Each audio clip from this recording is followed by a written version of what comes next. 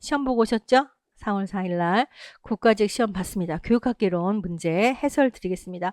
앞으로 다가올 6월 20일 지방직 시험에 가장 좋은 모의고사, 그리고 또한 여러분들이 어떤 패턴으로 공부를 해야 되는지에 대해서 가장 잘 알려주는 문제이기 때문에 미리 아직은 시험 준비를 하지 않고 있는 예비 수험생이든 아니면 6월달 지방직 시험을 준비하는 수험생이든 다 같이 한번 문제 다시 한번 리뷰해보고 깊이 있게 어떤 식으로 문제가 나오고 있는지 다시 한번 되짚어 보면 좋겠습니다.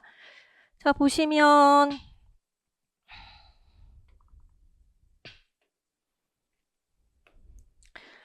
전체적인 총평 먼저 말씀드리면요. 많은 분들이 끝나고 나서 후기 올려주셨는데 선생님이 저 100점 맞았어요. 100점 맞았어요. 이게 많더라고요.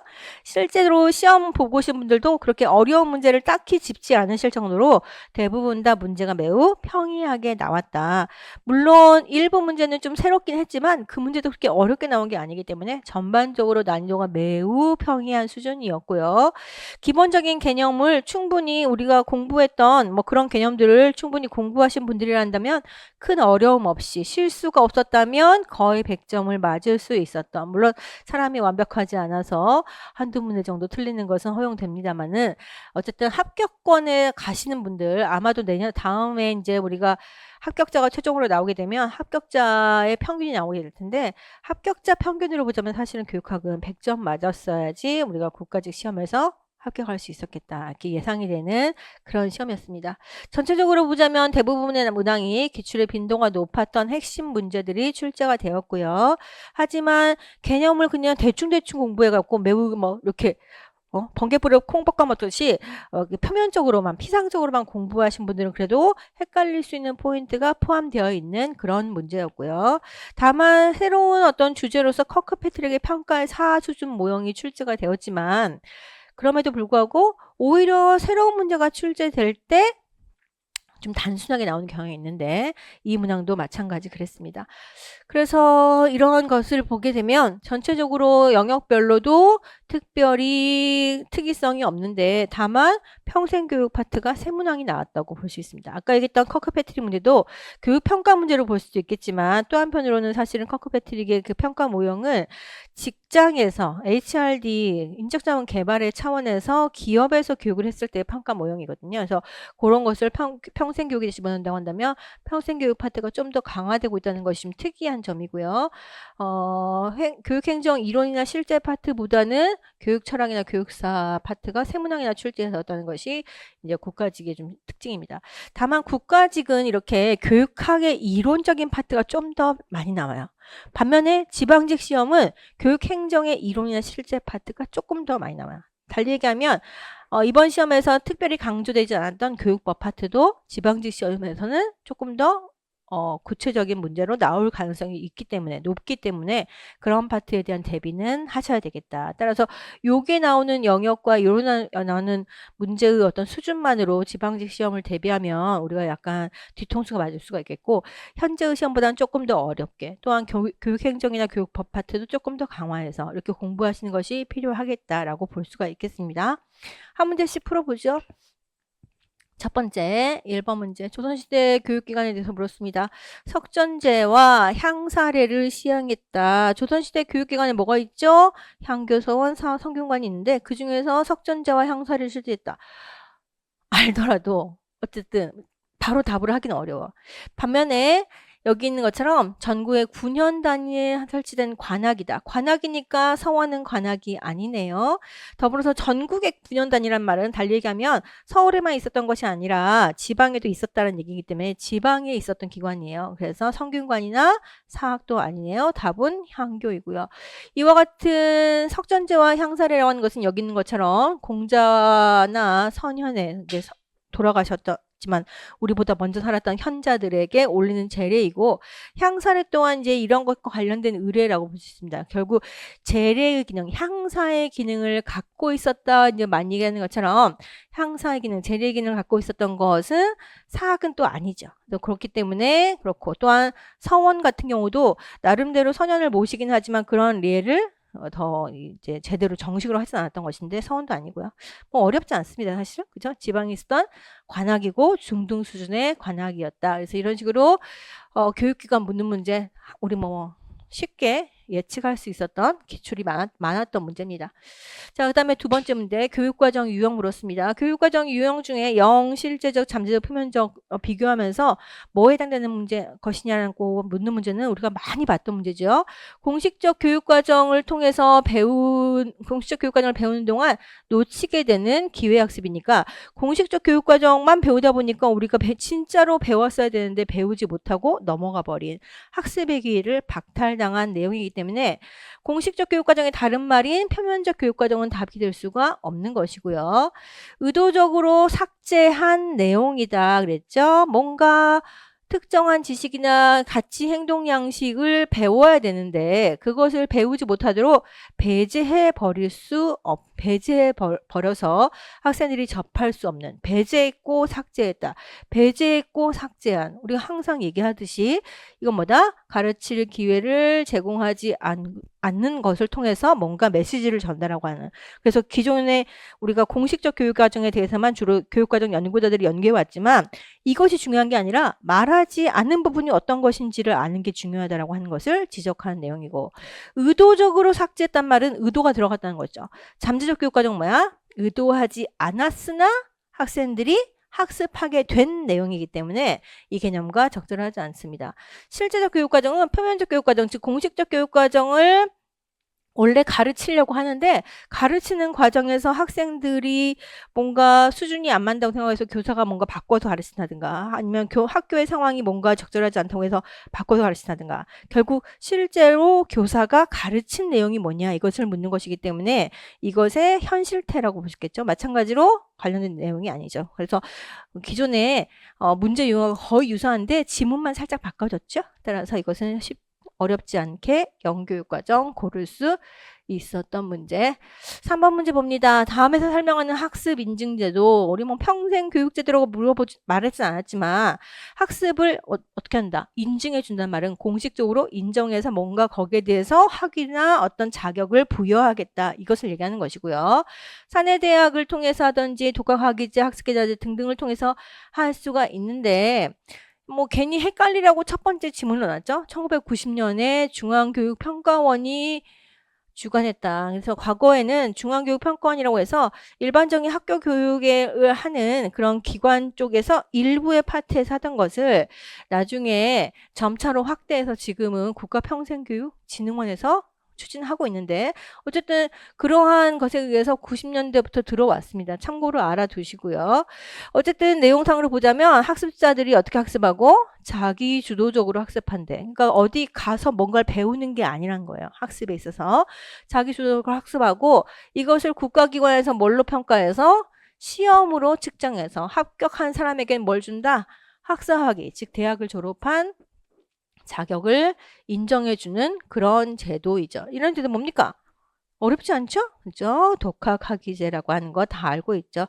사내대학은 기업을 경영한 사람들이 기업에 종사하고 있는 종업원들을 대상으로 해서 대학에 준하는 학위를 주는, 대학에 해당하는 대학 졸업의 자격을 주는 학위를 주는 그런 교육을 운영하는 평생교육시설이고요. 평생학습계좌제는 일반적인 사람들의 학습의 경험을 누적하고 기록하는 제도이긴 하지만 이 자체로서 학위를 주지는 않는 것이고 문화생 학력인정제는 학점을 인정하는 제도 중에 하나로서 꼭 어디 기관에 가서 배우지 않더라도 국가문화유산인 사람들에게 문화생으로 들어가서 뭔가 수련을 하게 되면 그것을 문화생의 경력을 학습한 경력으로 인정해주는 그런 제도니까 학점은행제 하위 영역이라고 볼 수 있겠습니다. 어쨌든 내용상 봤을 때 이와 같은 자기주도 혼자서 학습한 사람이 시험을 봐서 시험을 합격하면 학사학위를 주는 제도.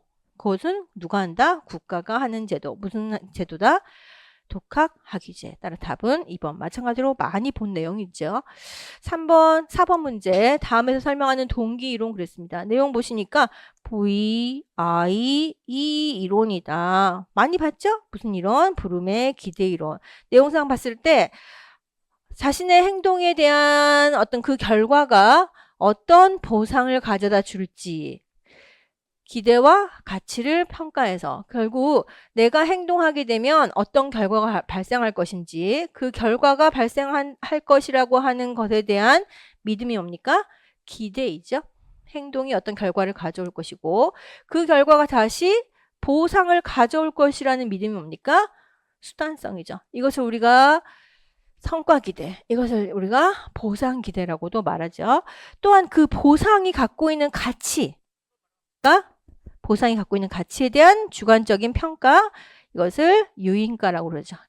그래서 V라고 하죠. 그래서 이것을 종합해서 결국 사람이 뭔가 어떤 행위를 할 때는 내가 이렇게 하면 이렇게 되겠지? 근데 그렇게 되면 내가 이걸 얻겠지? 근데 이것은 나한테 너무 중요해. 아니면 중요하지 않아. 이런 판단을 나름대로 주관적으로 해서 나의 인지적인 판단에 따라서 주관적으로 해서 그에 따라서 이것들이 높을 때 내가 그 행동을 할 건지 말 건지를 선택한다. 한마디로 동기가 그렇게 해서 결정된다라고 보는 이론보다 브룸의 기대 이론이고요. 아담스의 공정성 이론은 아시다시피 뭡니까? 사람들은 어떤 자기가 받게 되는 보상의 측면에서 그 보상 자체만으로 보는 것이 아니라 그 보상을 받기 위해서 내가 얼마나 많은 투입을 했는가, 투입이 내가 받은 보상에 비해서 얼마나 적절한지. 근데 이것을 나 혼자 하는 것이 아니라 이것을 나의 비율과 남의 비율을 비교해서, 그래서 우리가 추구한 건 뭐예요?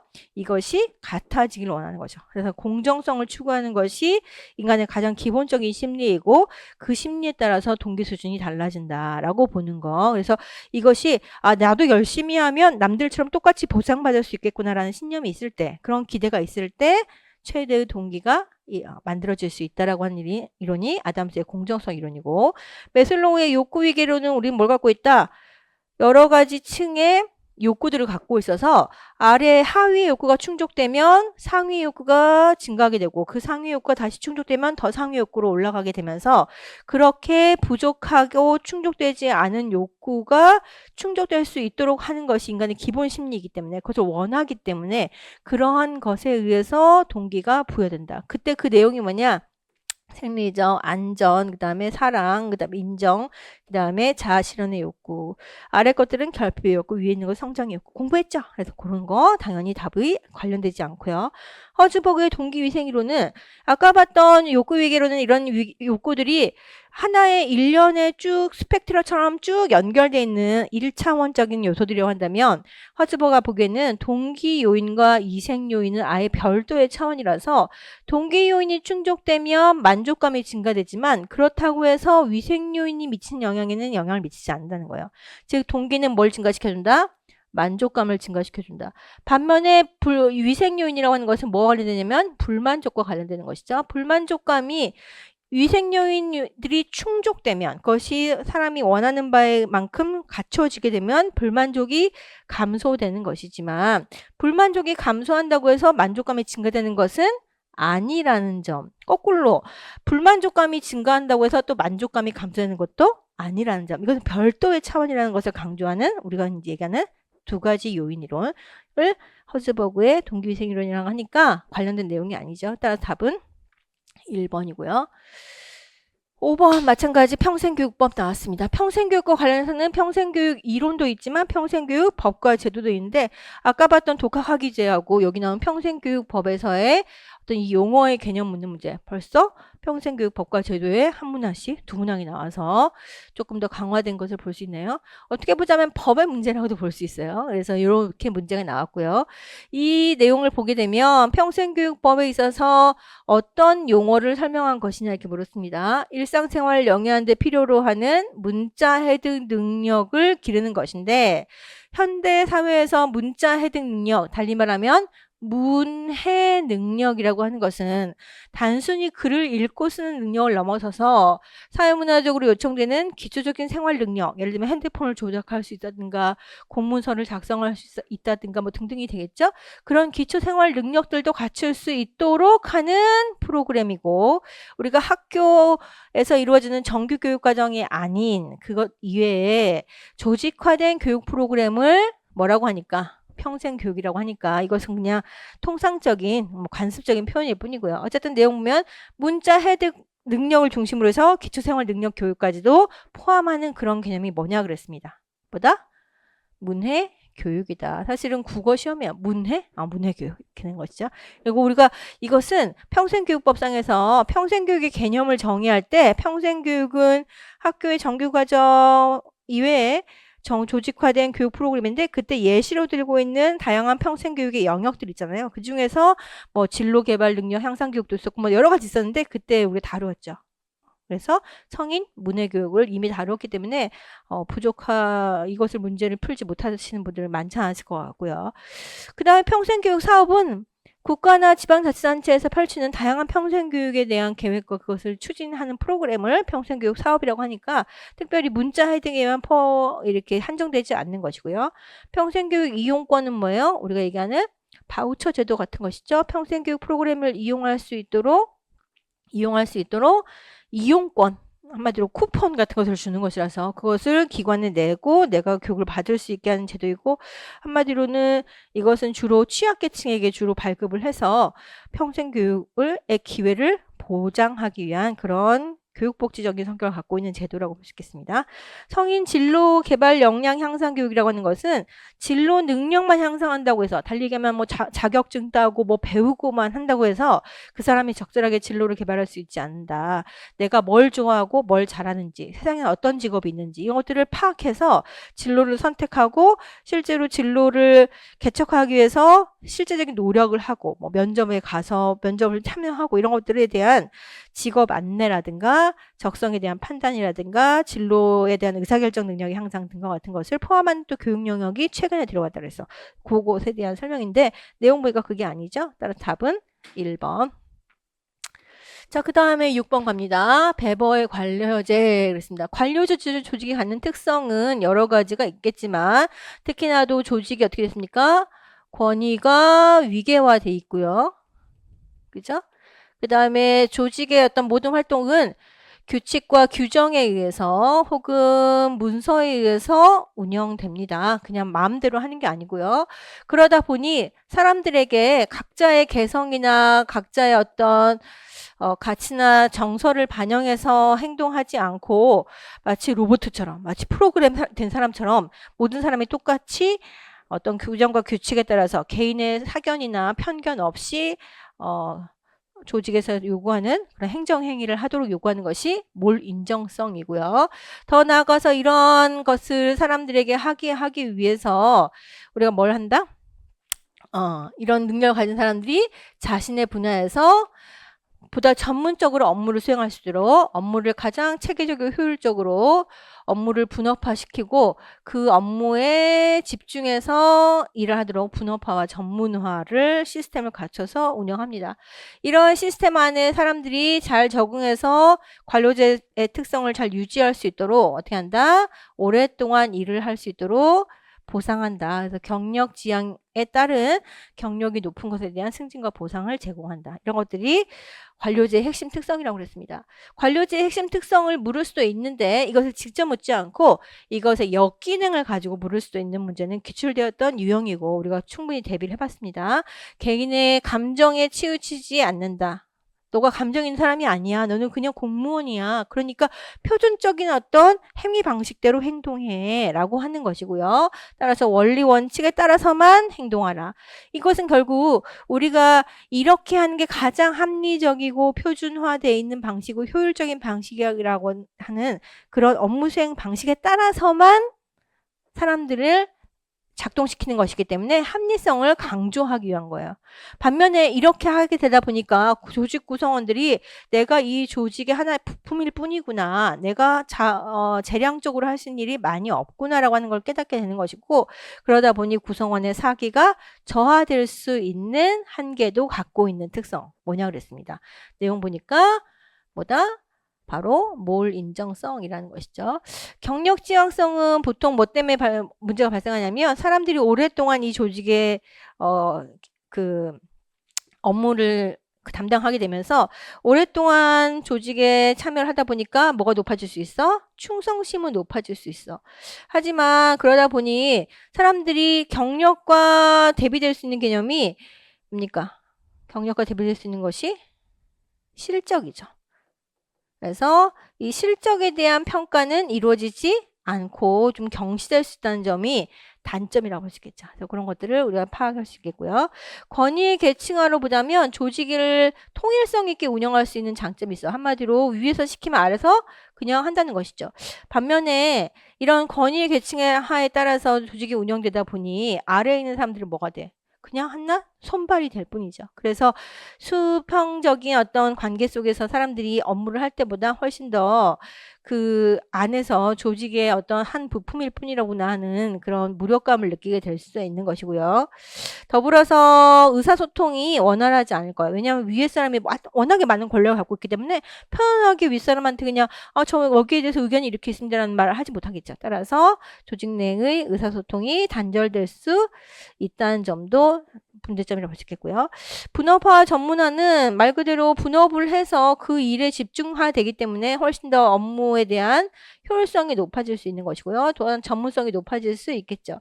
반면에 너무 그쪽 일에만 집중하다 보니까 똑같은 일을 계속해서 반복하죠. 그래서 권태감이 증가될 수 있다는 점은 단점에 해당될 수가 있다고 볼 수 있겠습니다. 그래서 이런 점들이 장단점 혹은 순기능과 역기능이기 때문에 관련돼서 특성들이 어떤 것이 있고 그것에 대한 순기능, 역기능이 어떤 것이 있는지 같이 봐두셔야 되겠습니다. 자, 그래서 답은 몰 인정성이 답이었고요. 자, 그 다음에 넘어가시면 교육비 분류 체계. 똑같은 문제. 그죠? 매번 똑같은 문제. 앞에 예시만 조금씩 달라져. 그죠? 분류체계 한번 공부해 놓으시면 절대로 분류체계가 그렇게 어려운 게 아니기 때문에 무슨 뭐 변칙 사례가 있는 게 아니기 때문에 어떻게 보자면 처음 본 사람은 어렵게 느낄 수도 있겠지만 계속해서 개념을 정확하게 이해하고 공부하는 사람 입장에서 보자면 고마운 문제죠. 네? 자, 그래서 내용 보시면 학부모가 부담하건 누가 부담하건 그것을 어디에서 사용하는지에 따라서 우리는 분류를 합니다. 어쨌든 그 어디에 사용하는지를 가기 전에 먼저 뭐부터 분류해? 직접 교육비와 간접 교육비부터 분류해. 직접 교육비는 직접 돈이 지출되는 비용이죠. 간접 교육비는 당장 돈은 지금 안 나가. 하지만 어떻게든 간접적으로 뭔가 누군가가 부담을 갖게 되는 것이죠. 그래서 국가에서 보자면 면세를 해줬어. 그럼 면세만큼의 가치가 간접 교육비. 개인이 학교 다니라고 돈을 못 벌었어? 돈을 못 번 만큼이 간접 교육비. 당장 돈을 낸 건 아니잖아. 그렇기 때문에 교육에 어느 정도는 부담이 교육하느라 어떤 부담이 있긴 하지만 그것을 직접 지출한 비용은 아닌 것들이 간접 교육비. 하지만 뭐일 때 과외 수업비는 직접 냈겠지. 그러니까 당연히 직접 교육비. 이거 날리고. 그다음에 직접 교육비 중에서 그럼 이 돈을 누가 누가 냈으니까 받을 거 아니에요? 그럼 받아서 누가 관리하고 누가 지출하느냐. 달리 얘기하면 쉽게 생각하면 어떤 기관이나 어떤 주체가 이 돈을 쓰느냐의 관점에서 공교육과 사교육을 분한다고 했습니다. 그래서 공교육기관에서 쓰면 공교육비, 사교육기관에서 쓰면 사교육비. 그 정확한 그 학술적 용어로는 이 비용을, 이 경비를 누가 관리하느냐. 공적 주체가 관리하면 공교육비, 사적 주체가 관리하면 사교육비지만 실제로 제가 쉽게 볼 수 있는 것은 공교육기관에서 이루어지는 활동에 투입된 비용이냐 아니면 사적인 활동으로 이루어지는 어떤 교육활동에 투입된 비용이냐. 과외 수업은 뭐예요? 전적으로 사적인 교육활동이죠. 과외 활동은 전적으로 사적인 교육활동이기 때문에 당연히 학교에서 뭐 시키는 것도 아니고 뭐 이런 거죠. 아예 학교와 관계가 없는 겁니다. 그래서 사적인 교육활동에 투입되었기 때문에 무슨 비? 사교육비, 공교육비가 아니고 당연히 사교육비고 학부모가 부담했어. 우리가 공부담의 주체는 주로 국가, 지방자치단체, 학교 법인 정도까지 봅니다. 학부모가 내거나 학생이 내게 되면 뭐라고 한다? 사부담 교육비. 사교육비는 당연히 또 사부담을 해야 되기도 하고요. 따라서 답은 2번이 된다. 교육 기회 경비라고 하는 것은 간접 교육비 중에서도 개인들이 어떤 교육을 받느라고 그동안 벌지 못한 소득을 부르기 위해서 쓰는 용어로 주로 쓰는데 별도로 이런 용어를 간접 교육비에서 뭐 분류하진 않으니까 간접 교육비의 개념으로 설명을 되는 용어라고 보시면 되겠습니다. 자, 그 다음에 넘어가서 셰플러 교육 정의 방식. 셰플러라는 사람은 우리가 교육의 정의 방식 얘기할 때 자주 얘기했던 사람입니다. 교육을 정의하는 방식을 분류할 한 것처럼 정의란 무엇이지? 도대체 뭔가 개념을 정의한다는 건 무엇이지와 같이 우리가 흔히 그냥 평상적에 아무렇게나 사용했던 그 용어를 정확하게 분류하고 체계화시켜서 뭔가 의미를 찾아내려고 했던 그런 접근 방법인 무슨 철학자? 분석 철학자죠. 어쨌든 하나 알아두시고요. 어쨌든 이 분석 철학자였던 셰플러는 개념의 정의 방식에 대해서 연구를 했고 그에 따라서 기술적, 강령적, 약정적, 조작적 정의로 분류했습니다. 이때 강령적이라는 것은 우리가 좀 더 많이 쓰는 말로는 규범적 정의라는 말과 같은 말이라고 보시면 됩니다. 기술적 정의는 현실에서 이루어지는 어떤 교육에 대한 그 정의가 현실에서 이루어지는 활동을 있는 그대로 기술하는 방식으로 되는 것입니다. 그래서 만약에 수업이란 무엇입니까? 라고 물으면 선생님이 교육 내용을 가르치고 학생들은 앉아서 뭐 그것을 배우는 활동 뭐 이렇게 하는 것은 그냥 있는 현상을 기술한 거죠. 그래서 기술적 정의는 현상을 그대로 서술하는 형식의 정의를 기술. 이때 기술이라고 하는 것은 디스크립티브 하다는 것을 영어로 디스크립티브 하다는 것을 말하는 것이고요. 강령적 정의라고 하는 것은 교육이 추구하는 바람직한 상태, 교육이 가장 바람직한 상태가 교육이라고 한다면 바람직한 교육이라고 한다면 그 교육은 어떤 모습이어야 하는지 그 올바른 방향을 제시함으로써 교육의 개념을 정의하는 것. 대표적으로 어떤 것이 그랬습니까? 피터스의 교육의 정의 있죠?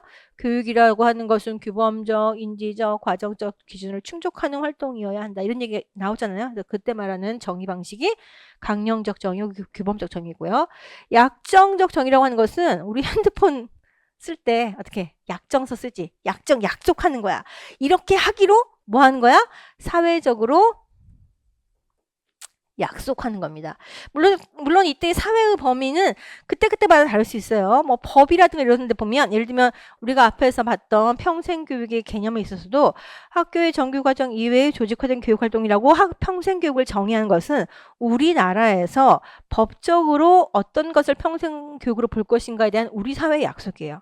내지는 그렇지 않고 나는 다르게 정의하고 싶어. 야, 우리 세 명은 다르게 약속하자라고 하면 그 세 명끼리 정한 정의가 약정적 정의일 수 있죠. 어쨌든 간에 약정적 정의라고 하는 것은 일정한 약속을 통해서 어떤 것을 무엇이라고 부르기로 한 그 정의를 말하는 것이고요. 왜 이런 약정적 정의를 정하냐면 바로 어떤 그 사회에서 평생교육에 대해서 예를 들면 유네스코에서 랭그랑은 다르게 얘기했는데 왜 우리 사회에서는 또 다르게 또 다른 의견을 가진 사람이 있지? A는 이렇게 말하고 B는 이렇게 말하는데 같은 용어를 쓰는데 서로 다른 얘기를 해. 그럼 어떻게 돼요? 의사소통이 안 되죠. 따라서 결국 약정적 정의의 가장 핵심적인 기능은 뭐다? 의사소통을 원활하게 하는 것이다. 하지만 뭐 목적으로는 사실 꾸미는 거고 핵심 뭐요? 일정한 약속을 통해서 만들어진 정의라는 것이 이미 여기 언급되어 있기 때문에 결국 이 용어를 정의하게 되면 국어네요. 국어. 약정적 정의라고 할 수 있습니다. 조작적 정의라고 하는 것은 보통 연구를 위해서 그 개념을 보다 명확히, 보다 구체적인 활동으로 정의하고자 할 때, 활동이나 현상으로 정의하고자 할 때 우리가 연구의 목적에 맞게 그것을 관찰 가능하고 측정 가능한 형태로 개념을 정의하게 됩니다. 또한 그 연구에서 바탕으로 하고 있는 이론에 근거해서 교육이라고 하는 것은 이런 것을 우리는 교육이라고 정의하겠다라고 한정 짓고 가는 거예요. 그래서 그런 정의를 조작적 정의. 그 중에서 가장 쉬운 게 나왔네요. 그래서 답은 약정적 정의 되겠습니다. 피터스에 대한 얘기를 좀 전에 했는데 피터스는 금방 얘기했던 대로 교육의 개념을 정의합니다. 피터스는 교육의 개념을 준 거로서 이러이런 기준을 채워야 교육이라고 할 수 있다라고 하는 세 가지 기준을 제시하는데 그게 뭐다? 규범적 준거, 과정적 준거, 인지적 준거. 기술적 준거란 말이 있어 없어? 없어요. 그래서 아예 이건 답이 아니고 그 중에서 내용 보니까 배우는 지식이나 정보나 사실을 배우는데 이것을 단순히 서로 유리되어서 별개의 것으로 존재한다는 말은 이 지식을 배움으로써 뭔가 전체적인 우리의 이해가 형성되는 것이 아니라 그냥 낱낱이 정보나 사실들로 들어와서 그냥 단순히 기억하고 암기하는 것으로 가르쳐진다고 한다면 교육이다 교육이지 않다? 교육이 아니다.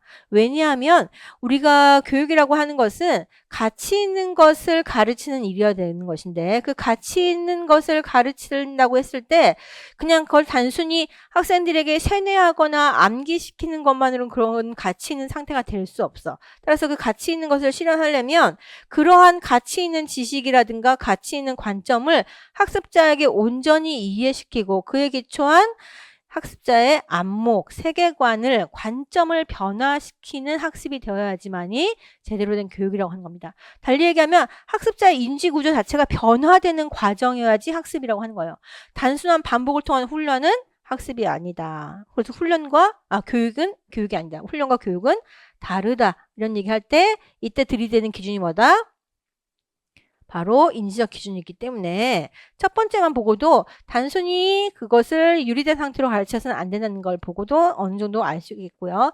더 깊이 들어가게 되면 그런 잡다한 정보를 통해서 그것을 그냥 합쳐 놓아서 머릿속에 기억시키도록 하는 그런 활동이 아니라 그것을 바라볼 수 있는 세상 전체, 사물 전체를 이해하고 이해할 수 있는 통합된이죠. 잘못 썼네요. 통합된 안목을 형성할 수 있게 해야 된다. 결국 지식을 단순히 전달하는 것을 끝내지 않고 학습자로 하여금 세상을 바라보는 안목을 형성시킬 수 있는 충분한 이해를 형성하는 활동이어야 되는 것이고 이걸 통해서 죄송합니다.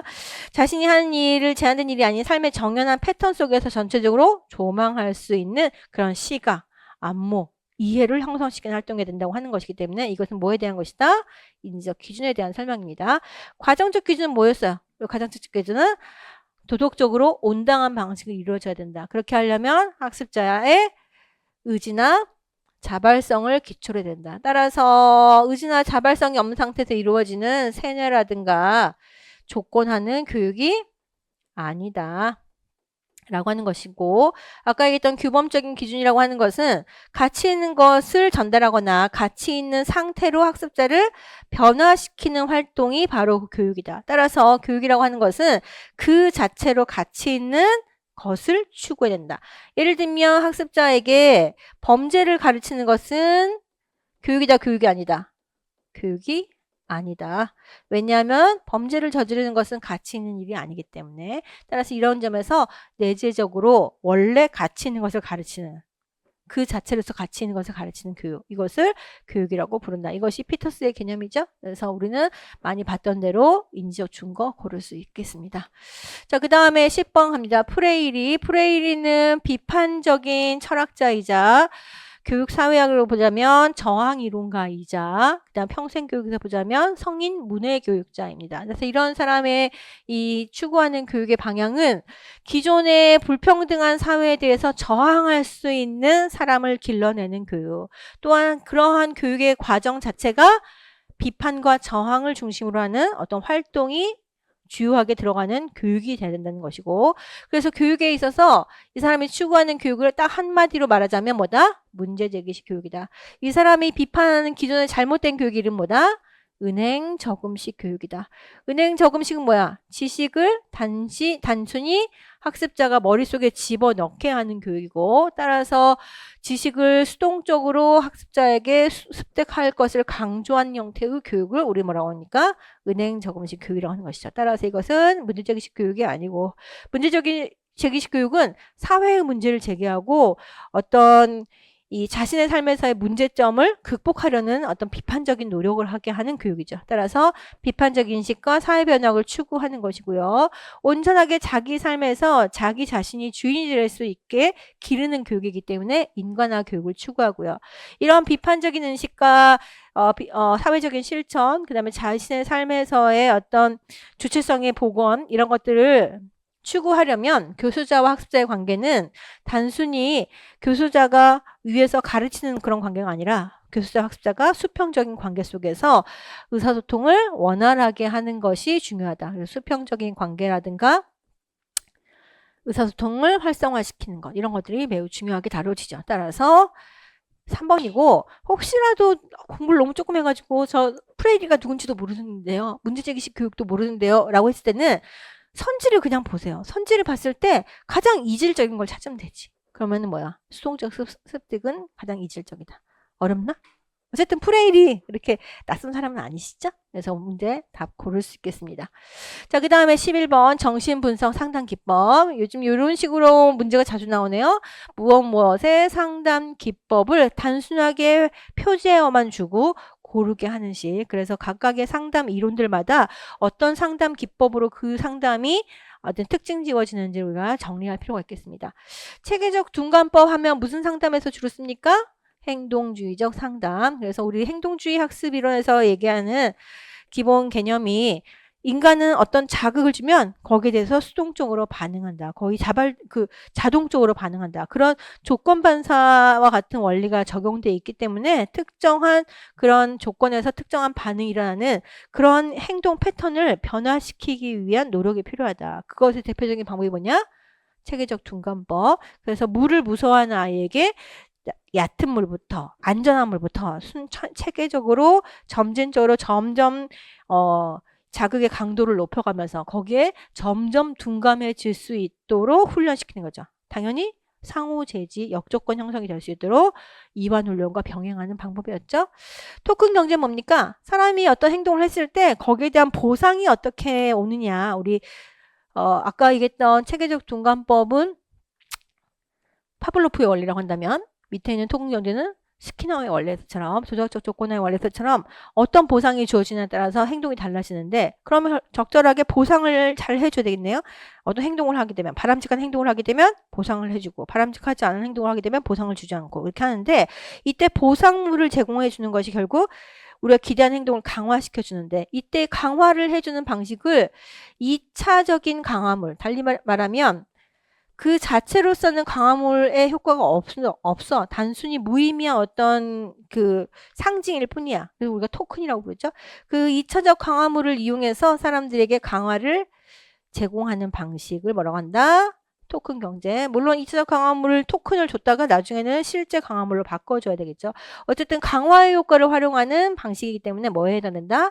행동주의 방식에 해당됩니다. 노출법은 어떤 특정한 자극에 노출을 시킴으로써 사람들이 거기에 둔감해지게 만들거나 거기에 또 민감해지게 만든 방법 등에 해당되는데 대표적으로 그 담배 가게 보면 혐오 사진이 들어있잖아요. 그러면 혐오 사진을 제공함으로써 담배에 대한 어떤 라는 자극에다가 아니면 마약 할까요? 담배라는 자극에다가 혐오 사진을 노출시키게 되면 원래 담배에 대해서 긍정적인 태도를 갖고 있었던 사람이 이 혐오 사진에 대한 부정적인 태도를 여기에다가 결합시킴으로써 담배를 선호하지 않게 되는 이런 방법에 주로 활용되는 겁니다. 그래서 노출법이라고 하는 것은 특정한 자극에 노출시킴으로써 우리가 기대하는 반응을 이끌어내는 모든 방법들을 노출법이라고 합니다.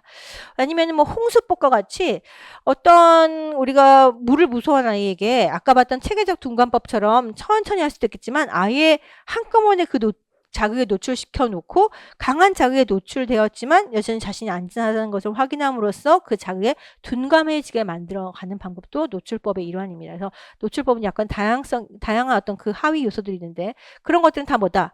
자극에 대해서 인간의 어떤 특정한 반응이 결합되어 있는데 그 결합을 깨거나 강화시키는 방식으로 새로운 행동을 학습하게 하는 그런 원리를 활용하는 모두 뭐에 해당되는 것이다? 행동주의에 해당되는 기법입니다. 반면에 저항의 분석이란 건 뭡니까?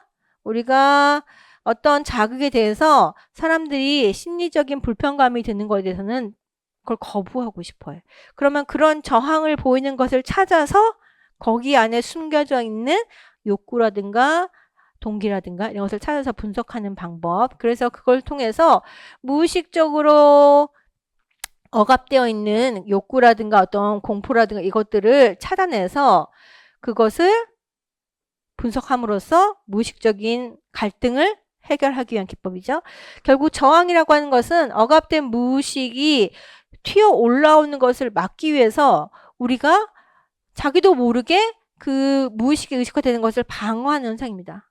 흔히 얘기하면 너무너무 가기 싫은 자리가 있어. 그럼 어떻게 돼? 나도 모르게 괜히 오늘 옷을 한 번 더 갈아입어야 될 것 같고 내가 꼭 가고 싶지 않다는 마음을 내가 명확하게 파악하고 있지는 않지만 의식화시키고 있지 않지만 괜히 가기 싫다는 그 마음속에 있는 그 공포심이라든가 약간 뭐 두려움이라든가 뭔가 저항감을 마음속에 이렇게 억누르고 있으려고 하는 그 마음이 오히려 나의 이후 행동을 막 계속 지각하게 만들고, 막 배가 아프게 만들고 이러는 것이라는 거예요. 그래서 그런 저항을 찾아서 상담자가 분석을 해서 핵심적인 문제가 무엇인지를 파악해서 그것을 치료하려는 접근하는 것은 그 사람이 깨닫지 못하고 있는 무의식적인 욕구나 무의식적 갈등을 분석하는 데 초점이 있기 때문에 바로 뭐에 해당된다? 정신분석 상담기법. 정신분석 상담기법에 뭐가 있었습니까? 자유현상이라든가 핵심은 결국 무의식 속에 있는 문제를 찾아내는 무의식의 의식화를 추구하는 기법들이니까 자유현상이라든가 꿈의 해석 분석과 같은 것들, 여기서 말하는 건 저항의 분석 혹은 뭘 또 분석해? 전이의 분석과 같은 것을 통해서 나도 스스로 깨닫지 못했던, 내 땀도 깨닫지 못했던 무의식적인 욕구나 심리를 찾아내서 해결하는 그런 상담 기법을 쓰는 것이 정신분석 상담. 따라 답은 3번. 자, 그 다음에 넘어가시면 12번 나왔습니다. 렌줄리가 제시한 영재성의 3가지 요소에 해당되지 않는 거. 너무 많이 했네요. 똑같은 문제 맨날 나와. 5만 바꿔서. 5단만 맨날 바꿔서. 그죠? 내용을 보시다시피 기본적으로 인간의 능력, 달리 얘기하면 지능이 높아야 우리는 일반 능력이라고도 하고요. 일단 능력이 높아야 영재라고 할 수 있어. 수학을 잘하고 과학을 잘하고 뭔가 능력이 높아야 할 수 있어. 그래서 능력이 높은 사람을 우리는 영재라고도 해왔는데 렌줄리는 아니야. 능력 중심으로 한번 보면 영재의 범위를 너무 좁게 보는 거야. 영재란 뭐야?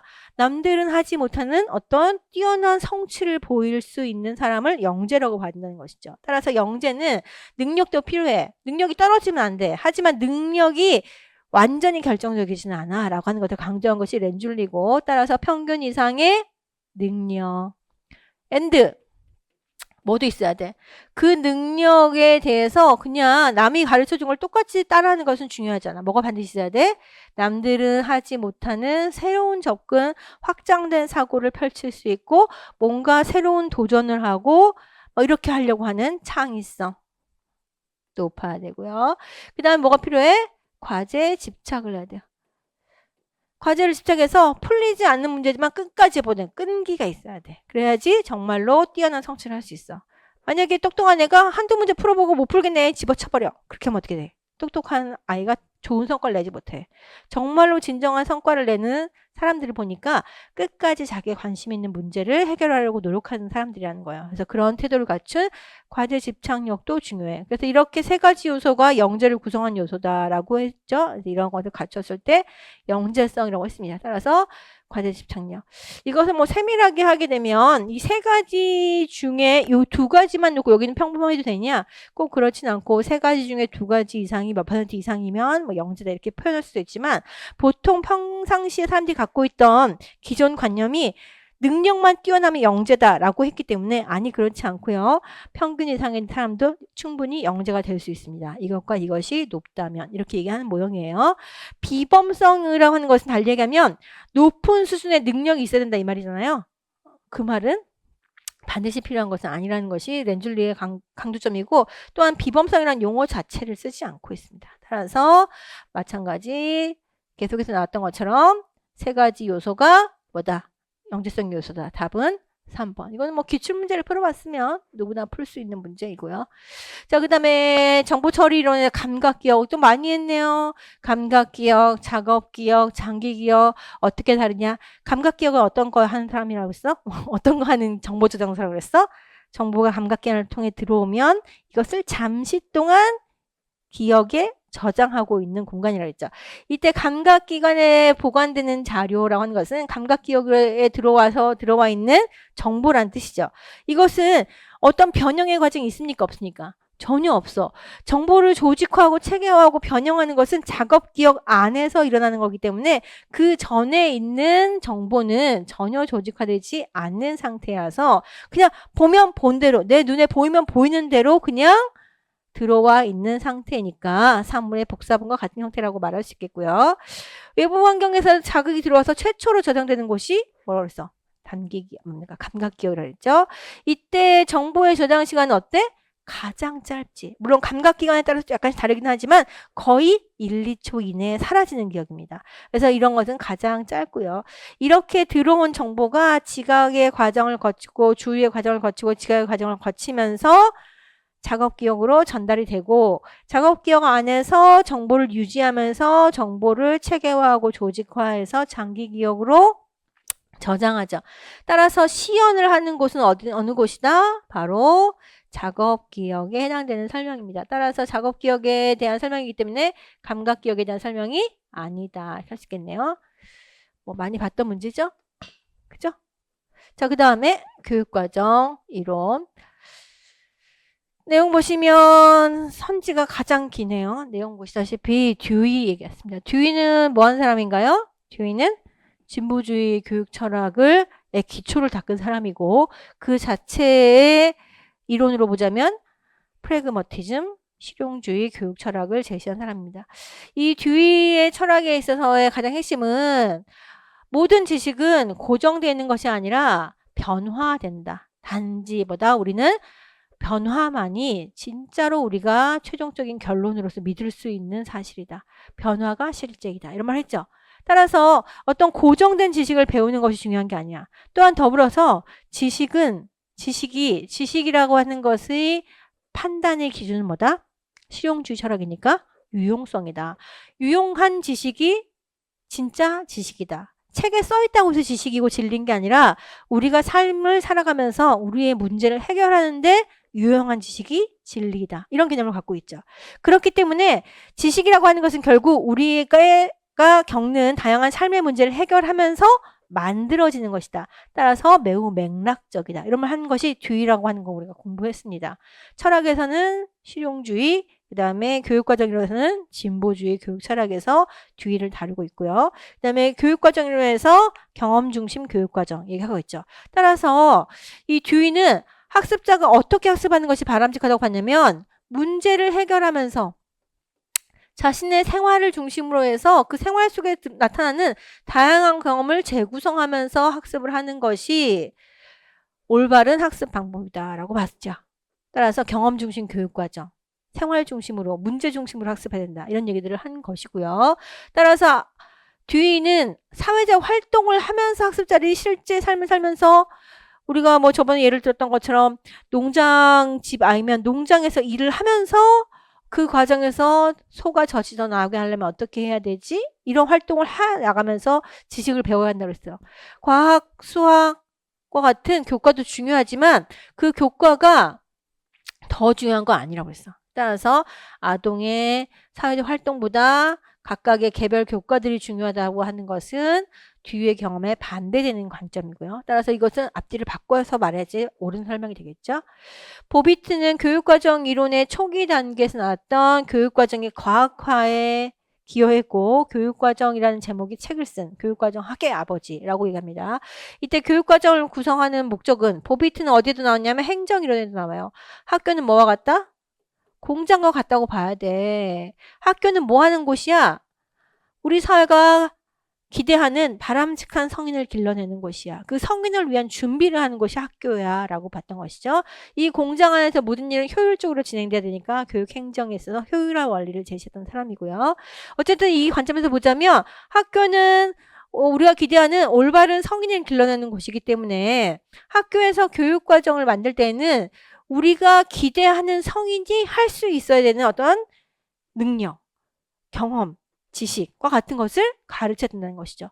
따라서 교육과정을 연구하는 사람들은, 교육과정을 만들려고 하는 사람들은 누구의 삶을 분석해야 되냐면 바로 우리가 기대하는 그 바람직한 성인의 경험을, 성인의 삶을 분석해서 활동을 분석해서 교육과정을 구성해야 된다고 봤기 때문에 아동이 현재 어떤 상태인가는 별로 관심이 없고요. 뭐에 관심이 있었다? 성인의 경험 영역을 구분하는 것에, 분석하는 것에 관심이 있었죠. 따라서 아동보다 성인의 경험을 잘 분석해야 된다고 말했으면 맞는 말이겠지만 거꾸로 말했기 때문에 잘못된 말이고요. 타일러는 교육과정 연구에서 가장 혁혁한 업적을 세운 사람입니다. 교육과정 개발의 합리적인 모형을 제시한 사람이고 교육의 목표를 가장 명확하게 설정하는 것이 중요하고 모든 교육과정의 구성 절차는 이 교육 목표를 중심으로 진행된다고 보는 목표중심 교육과정 개발 모형을 제시했던 사람이죠. 이 사람에 의하면 교육과정 개발 단계는 크게 4단계, 교육 목표의 설정, 그 다음에 그 목표를 달성할 수 있는 교육 경험의 선정, 그죠? 그렇게 선정된 교육 경험을 가장 효과적으로 조직하고 그다음에 그런 목표가 얼마나 달성되는지를 평가하는 활동까지가 교육과정 연구자들이 해야 될 일이라고 봤습니다. 그렇기 때문에 타일러의 교육과정 이론의 절차, 핵심 절차를 잘 설명하고 있다. 또한 미국의 진보주의 교육협회와 사실은 타일러가 매우 관련이 되는데 미국의 진보주의 교육협회에서는 1900년대 그 초에, 달리 말하면 20세기 초에 나타나서 기존의 전통적인 교과 중심 교육과정의 문제점을 지적하면서 아까 듀이의 철학에 따라서 학습자들이 생활과 경험을 중심으로 해서 학습하도록 하는 진보주의 교육 프로그램을 개설하게 되고 이것을 학교에 적용하기 시작합니다. 그러다 보니 진보주의 교육협회에서 얘기하는 진보주의 교육의 방식에 대한 많은 의문이 생겨요. 애들 왜 공부를 안 시키고 왜 교과 공부를 안 시키고 왜 현재의 삶에서의 문제 그 생활 속에서의 어떤 과제 학생들의 경험의 재구성 이런 거에서만 신경을 써 왜 공부를 안 하고 애들 맨날 놀려 이런 비판을 받으니까 1930년대쯤에 뭘 시작해? 8년 연구라는 걸 시작합니다. 그래서 이걸 통해서 진보주의 교육에 있어서의 실효성을 검증하기로 했고요. 이 작업을 누구한테 맡겨? 타일러한테 맡겨. 그 8년 연구를 하면서 타일러가 밝혀낸 것이 교육과정과 수업의 원리이고 그 성과를 또 평가해낸 것이죠. 그래서 이 8년 연구라고 하는 것은 우리가 타일러 얘기하면서도 얘기했고 진보주의 얘기하면서도 얘기한 바가 있습니다. 그래서 이런 것을 통해서 진보주의 교육의 실효성을 검증하고 했던 말도 맞는 말. 따라서 답은 뒷걸리요.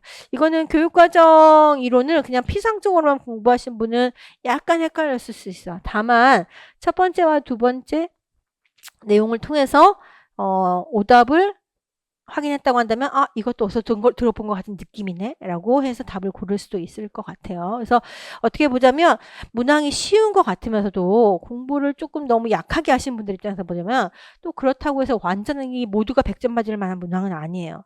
분명히 변별력이 어느 정도는 포함되어 있는 그런 문제들이 있기 때문에 분명히 기출되었던 지문들, 기출되었던 개념들, 이론들 정확하게 공부하시고 그것이 어떤 관련성이 있는 것까지도 함께 보시면 좀 더 학습에 도움이 되겠습니다. 답은 4번 되겠고요. 15번 보죠. 구인 타당도. 마찬가지로 타당도의 개념, 타당도의 유형에 대해서 계속 나오고 있습니다. 구인 타당도 같은 경우는 최근 시험에서도 이미 출제된 바 있었죠. 구인 타당도에서 구인이라고 하는 것은 뭐다? 우리가 직접 관찰하고 측정할 수가 없는 어떤 개념이 있어. 그럼 그것을 어떻게 합니까? 우리가 가설적으로 혹은 이론적으로 그 개념을 정의해서 그 개념을 구성할 수가 있어. 그렇게 해서 만들어진 그 개념이 뭐다? 바로 구인이란 뜻이고요. 예를 들면 우리가 아까 렌줄리의 이론에 따라서 창의성의 개념을 정의할 수가 있어요. 그죠? 렌줄리 이론에 따라서. 그럼 그 이론에서 정의하고 있는 그 개념의 속성에 맞게 이 문항이, 이 검사지가 만들어졌는지를 평가하는 게 뭐다? 바로 구인 타당도라는 겁니다. 그래서 그렇게 가설적, 이론적으로 만들어진 개념을 구인이라고 하는 것이고 보통 이런 구인이 필요한 이유는 뭐다? 그것을 직접 관찰하고 측정할 수 없기 때문에. 예를 들면 사회성. 이 사람은 사회성이 높아. 그럼 사회성이 뭐예요? 사회성이 눈에 보이나? 아니지. 사회성이라고 하는 개념을 우리는 다른 사람들과 뭐 교류를 원활하게 맺고 그런 것들에 대해서 매우 능숙한 어떤 능력, 사람의 특성, 그걸 좋아하는 특성까지를 포함해서 그걸 사회성이라고 정의해서 그 사회성에 대해서 얘기해요. 그럼 그게 뭐가 되는 거야? 구인이 되는 거야. 항상 사회성이 그렇게만 정의될 수 있는 것은 아니지만 어쨌든 우리는 연구를 위해서 그렇게 정의하기로 약속했어. 조작적으로 정의했어. 그럼 그것이 뭐다? 바로 구인이란 뜻이죠. 따라서 구인은 바로 이런 개념이기 때문에 직접 관찰하고 측정할 수 있는 개념이 아니라 없는 개념이고 가설적으로 구성한 개념인 것이죠. 따라서 이것은 구인이란 개념에 대한 정의가 앞뒤가 바뀌어 있는 너무나도 명백한 오답이고요. 이때 그래서 우리가 만약에 구인의 개념, 아까 얘기했던 렌줄리의 모형에 따라서 창의성이라고 하는 것은 이런 것이야. 렌줄리가 뭐였어? 아까 영재성 정했지? 제가 문항의 후반으로 가면 산소가 부족해서 아까 렌즐리의 모형에 따라서 영재성을 정했어. 영재성을 이렇게 정했어요. 그럼 이러한 요소가 어디에 들어가 있어야 돼? 검사 도구에 들어가 있어야 돼. 근데 만약에 이러한 개념의 요소들이 검사 도구에 들어가 있는데 거기에 더해서 무관한 내용까지 들어가 있어. 영재는 학교 시험을 잘 성적을 많이 받는 사람이야. 집에 사람이 돈이 많은 사람이야. 이런 것과 같이 무관한 개념이 검사 도구에 만약 포함되어 있다고 한다면 당연히 쓸데없는 내용이 시험에 들어있는 것이기 때문에 그 검사 도구의 구인 타당도는 낮아진다. 당연히 맞는 말이겠고요. 무관한 내용이 있으면 타당도가 낮게 되는 것이고, 구인 타당도라고 하는 것은 어떻게 우리가 측정할 수가 있는가?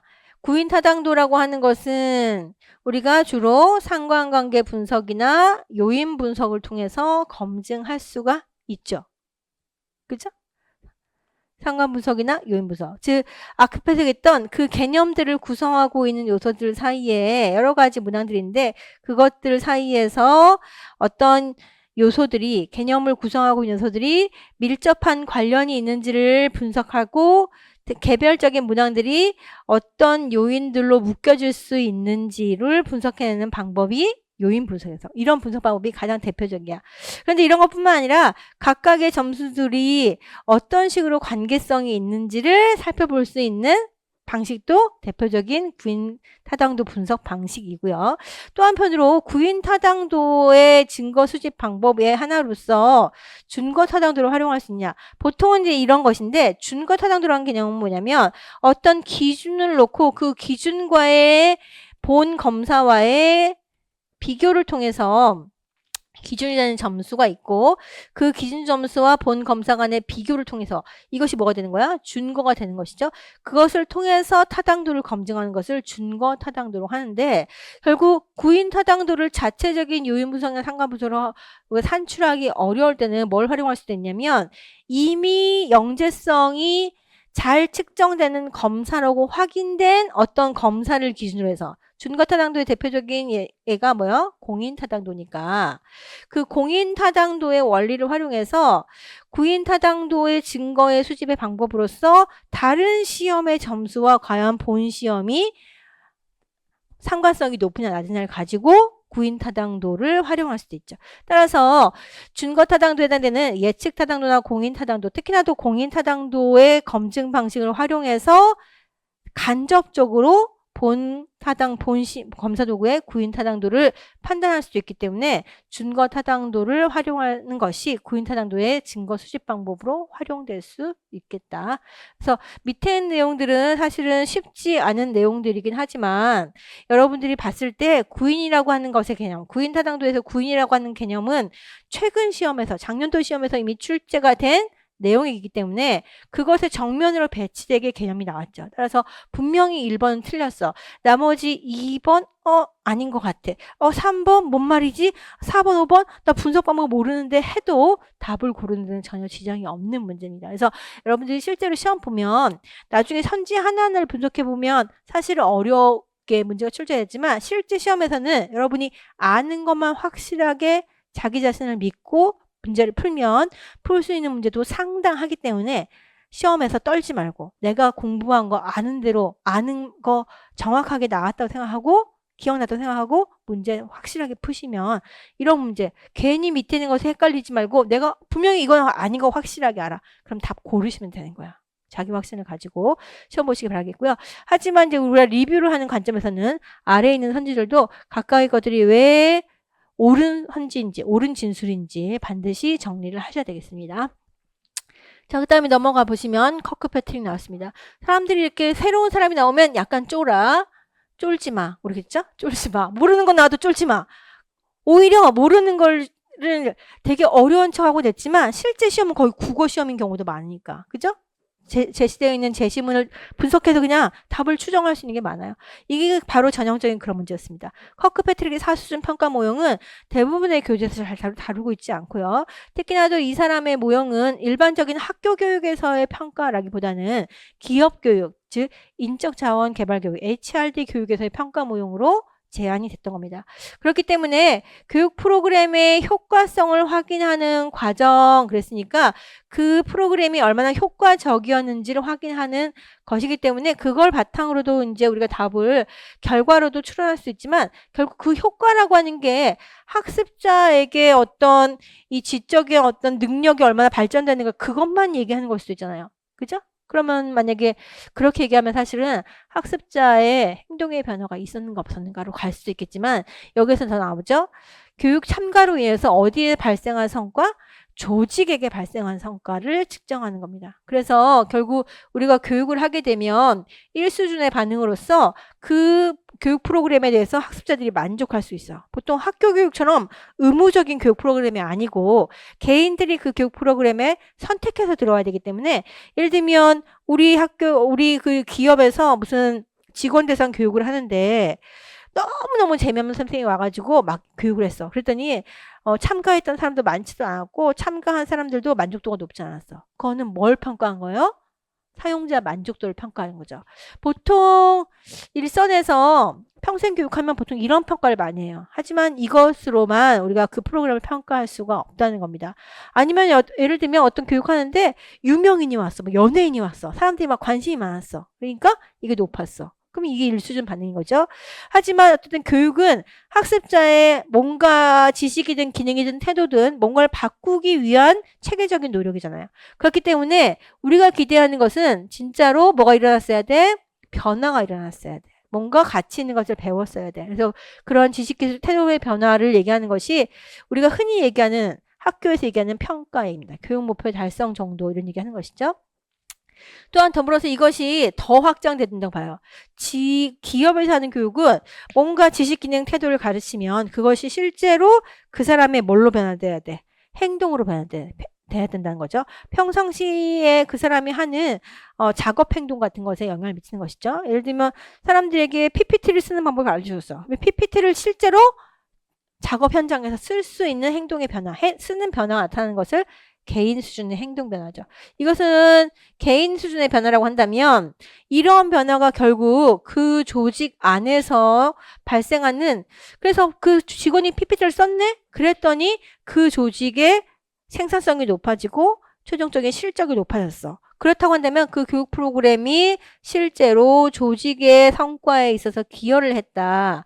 라고 하는 것까지 확인이 돼야지 그 교육 프로그램이 과연 우리 조직에 필요한 것이었는지를 확인할 수가 있다는 것을 얘기하는 것이죠. 그래서 이렇게 기업 수준에서의 교육 프로그램의 성과를 평가하기 위한 모형으로 제시한 것이 4수준의 평가 모형이 있고 이러한 평가 모형에 따라서 보자면 결국 교육 프로그램의 효과가 어디로까지 발생했다는 것이니까 조직에까지 발생했다는 것이 하는 것이니까 아니 교육 프로그램이 개인 수준의 어떤 변화에 머무르지 않고 조직의 성과의 변화까지 갖고 왔으면 궁극 아닌가? 최종 단계 아닌가? 라고 추정해서 답을 결과로 추론해서 쓸 수도 있겠다. 라고 볼 수 있겠습니다.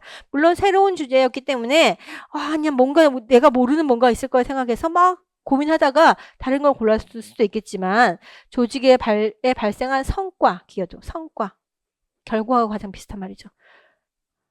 우리가 최종적으로 정말 모르겠을 때는 국어적으로 접근할 수밖에 없어. 힌트 안에 비슷한 말이 들어가. 효과, 성과, 제일 비슷한 말 뭐야? 결과. 이렇게 추론해 볼 수도 있겠습니다. 이렇게 추론하신 분도 꽤 계시죠? 답은 4번. 어쨌든 한 번 나오면 우린 뭐야? 학습의 대상이에요. 따라서 이 커크패트릭의 모형은 처음 나왔어요. 교육학 시험에. 그렇기 때문에 완전 신유형이고 다만 이 문화 시험과 시험 사이에 약간의 중복성도 가끔 있어요. 따라서 이러한 지방직에서도 비슷한 문제 혹은 커크패트릭 그 자체가 다시 나올 수 있기 때문에 반드시 이 모형의 각각의 수준별 단계가 무엇에 대한 평가를 말하는 것인지도 다시 한번 정확하게 정리하고 기억해 줄 필요가 있겠고요. 또한 이렇게 모르는 문제가 나왔을 때 어떤 식으로 접근해야 될지에 대해서도 한번 접해봤으면 좋겠습니다. 17번 갑니다. 교수 설계 모형. 우리가 많이 보던 거네요. 뒷과 캐리 모형이 10단계다. 우리 최근 시험에서 나왔던 멘트이고요. 그 초기 단계에서 과제 분석, 교수 분석한다. 학습자 및 상황 분석하고 그 외에도 요구 분석한다. 나왔죠. 그래서 그거 포함한 거 맞는 얘기고. 라이겔루스의 정교화 이론 많이 했습니다. 가장 일반적이고 가장 단순한 수준으로 내용을 공부한 다음에 가장 기본적인 거 가장 단순한 형태로 학습한 다음에 점차로 정교해 나가는 방식. 그래서 점차로 세분화되고 자세한 내용을 학습해 나가는 방식이고 이것은 기본적으로 여러 개의 개념을 공부할 때 가장 복잡한 것부터 할 건지 가장 단순한 것부터 할 건지에 대해서 논리적으로 설명하는 이론이죠. 따라서 여러 개념을 가르치기에 적합한 무슨 수준의 모형? 거시적 수준의 조직 전략이다. 우리가 여러 번 다뤘던 내용입니다. 켈러의 ARCS 이론은 무슨 이론이야? 학습 동기를 유발하려면 어떤 요소에 신경을 써야 되는지를 제시하는 이론이죠. A는 뭡니까? attention, 주의 집중. R은 뭡니까? relevance, 관련성. 그 다음에 C는 뭐예요? confidence, 자신감. 그 다음에 마지막에 S는 satisfaction, 만족감. 많이 공부했죠? 그래서 제시하고 있는 거 맞고 에디의 모형에서 5단계 제시하는데 이 에디 모형은 가장 기본 모형이기 때문에 딕과 캐리의 모형에서도 이 모형이 변형되어서 들어가죠. 그 외에도 우리가 더 많이 배우진 않았습니다만은 다양한 체제적 교수 설계, 교수 체제 설계 모형이 여러 가지로 변형되는데 그런 여러 가지 모형이 가장 기본이 되는 모형이기 때문에 그 단계들이 여러 모형에서도 볼 수가 있다. 뭡니까? A는 분석 단계, 설계 단계, 개발 단계, 실행 단계, 평가 단계 다 거의 다 들어가는 단계죠. 따라서 옳지 않은 것은 라이겔루스 거시적 전략, 조직 전략.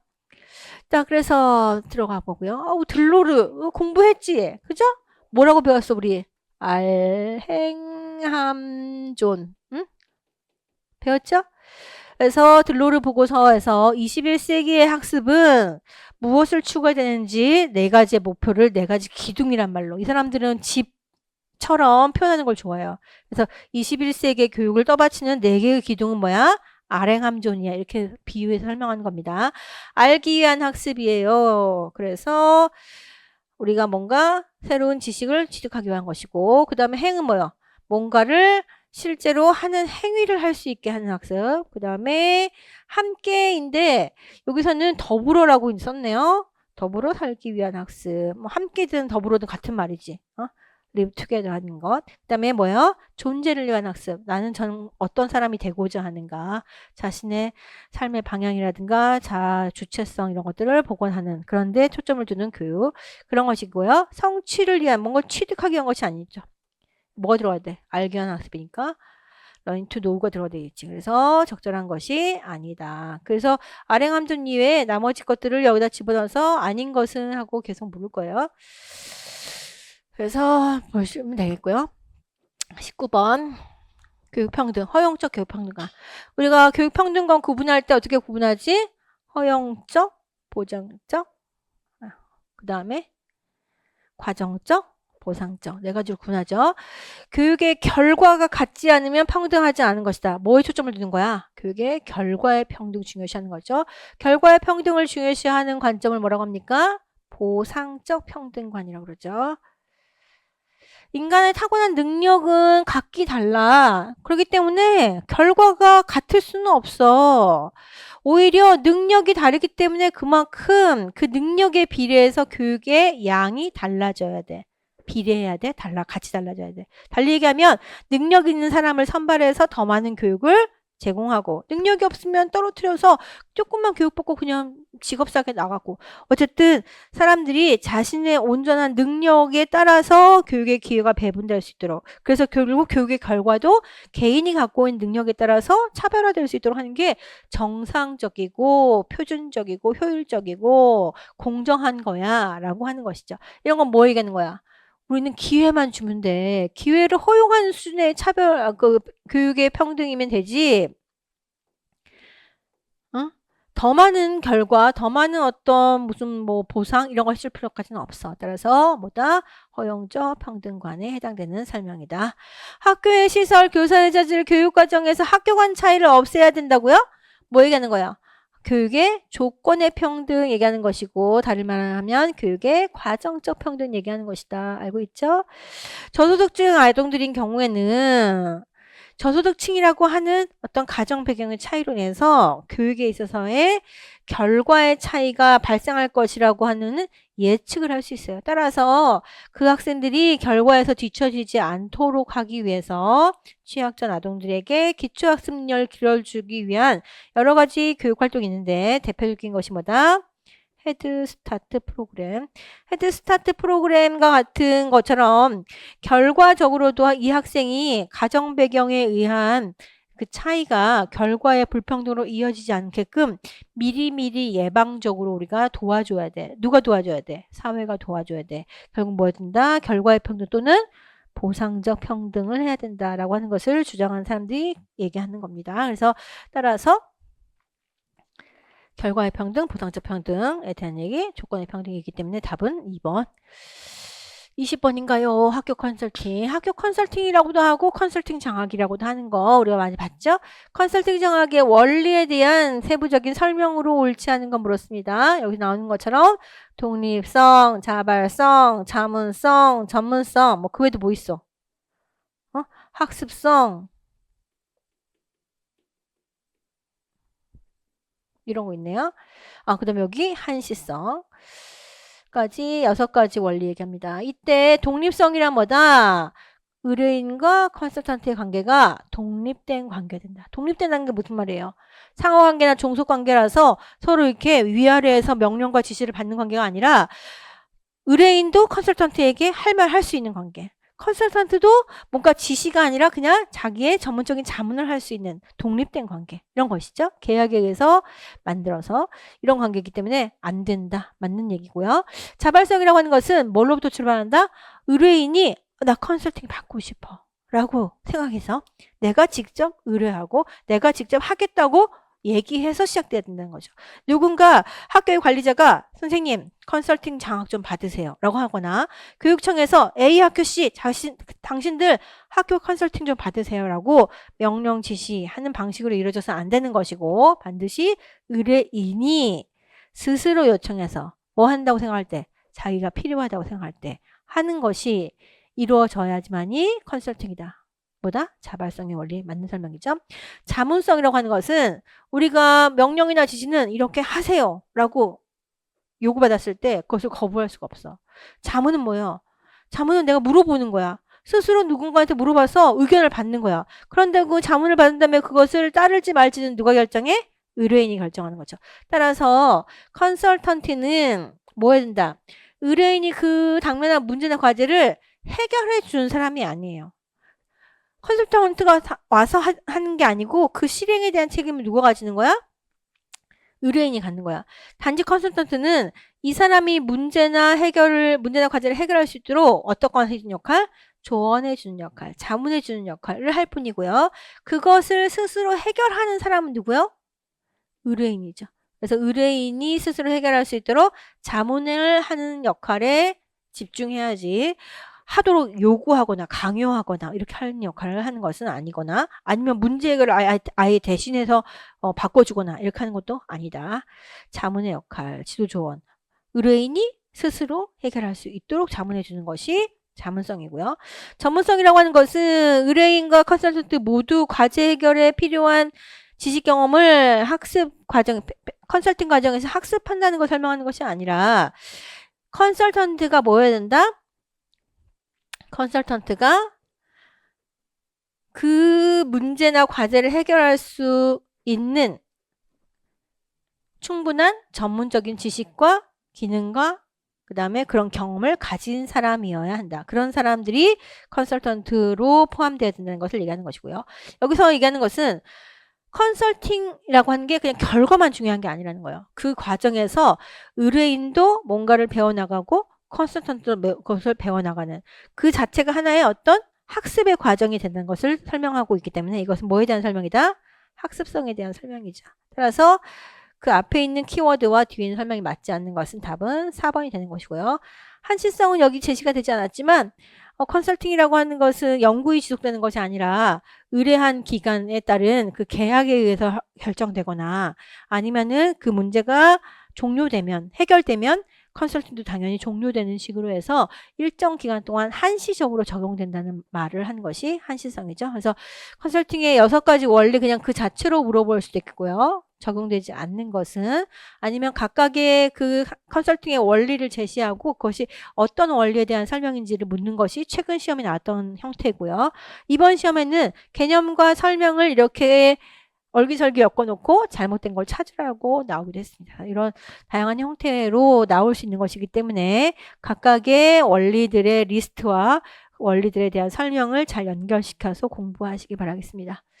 여기까지 해서 종합해 보면 결국 앞으로 우리가 지방지 시험을 대비해서 봤을 때 일단 개념을 피상적으로만 공부하지 마시고 정확한 개념에 대한 이해를 바탕으로 공부를 하셔서 내가 봤던 선지의 그 진술문과 똑같이 나오지 않더라도 충분히 추론해서 답을 찾아나갈 수 있도록 정확한 개념의 이해, 더불어서 개념과 개념들 사이의 관계, 대조관계든 연관관계든 그것들을 정확하게 이해하는 방식으로 공부하시면 좋겠고요. 특히나도 헷갈릴 수 있는 개념, 대충 한꺼번에 덩어리 되어 있는데 그것들이 서로 어떻게 다른지를 명확하게 비교하시면서 공부를 하시는 게 좋겠고, 새로운 유형이 나온 만큼 새로운 유형에 대한 학습도 필요하고, 또한 새로운 유형이기 때문에 아직 뭐가 나올지 모르지만 그런 것들이 나왔을 때 어떤 식으로 접근해 볼 수 있을 것인지 그런 것도 대비해 보는 게 좋겠다. 그래서 전체적으로 봤을 때 기출된 내용들은 어느 정도의 수준의 문제가 나오는지를 여러분 감을 잡는 것이기도 하고요. 너무 쉽게 공부해도 안 되겠지만 또 너무 어렵게 공부하는 것도 이 시기에 옳지 않아요. 그래서 적정한 수준으로 공부하실 때 다만 지방직 시험도 이번 시험처럼 평이하게 나온다고 보장되지 않습니다. 조금 더 어렵게도 출제된 바가 충분히 있기 때문에 이 수준보다는 20-30% 정도 조금 난이도를 높여서 공부하시는 것이 어려운 문제 풀 수 있으면 쉬운 문제 당연히 풀 수 있는 거죠. 너무 쉽게만 공부하면 어려운 문제 풀 수 없잖아. 그래서 조금은 난이도를 높여서 공부해 나가도록 하겠습니다. 이제 다음 주부터 바로 지방직 모의고사가 진행되는데 국가직 때 봤던 문제들보다는 약간 더 어렵게 준비했습니다. 여러분들도 약간 기여를 조금 더 높게 박으시고 계속해서 달리시길 바라겠습니다. 끝까지 열심히 해서 반드시 합격하기를 바라겠습니다. 수고하셨습니다.